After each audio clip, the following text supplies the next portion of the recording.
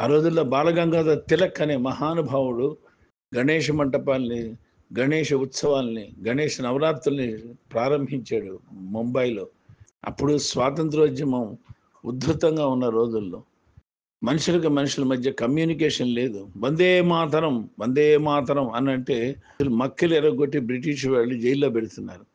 ఆ టైంలో ఇలా కాదు, మనం ఓ పని చేద్దాం అని అక్కడ ఉన్నటువంటి ఆంగ్లేయులైనటువంటి పోలీస్ అధికారులకు, అయ్యా మేము ప్రతి ఏడు మా దేవుడు ఈయన వినాయకుడు, ఆయనకి సంబంధించి 9 రోజులు మేము ఉత్సవం చేసుకుంటాం ఆనవాయితీ అని బాలగంగాధర్ తిలక్ గారు స్టార్ట్ చేసి అక్కడ ఆ పర్మిషన్ తీసుకుంటే, okay okay you can go, మీ దేవుడు మీరు వచ్చి మీ ఇష్టం వచ్చినట్టు చేసుకోండి అని వాళ్ళు పర్మిషన్ ఇస్తే అక్కడ మనం గుమిగూడి అక్కడ మనలో మనం గణేశాయ నమః అనుకుంటూనే రేపు ఫలానా చోట ఉద్యమం, రేపు ఫలానా చోట మీటింగ్, ఆ ఫలానా చోట గాంధీ గారు ప్రసంగిస్తారు, ఫలానా చోట మనం కలవాలి అని ఒకళ్ళనొకళ్ళు మెసేజెస్ ఇచ్చుకుండేవాళ్ళు.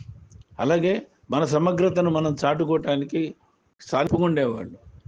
మనం స్వాతంత్రం రావడానికి అందరం పోరాట పటిమిగా ఉందాం అని మధ్యలో ప్రసంగంలో, గణేష్ ప్రసంగంలో చెప్పేవాళ్ళు. వాళ్ళకి ఆ బ్రిటిష్ వాళ్ళకి అర్థమయ్యేది కాదు. వీళ్ళు జై అనగానే వినాయకుడికి జై అంటున్నారేమో అంటున్నారు తప్ప బోలో స్వతంత్ర భారత్కి జై అని అరుస్తున్నారనేది తెలియదు.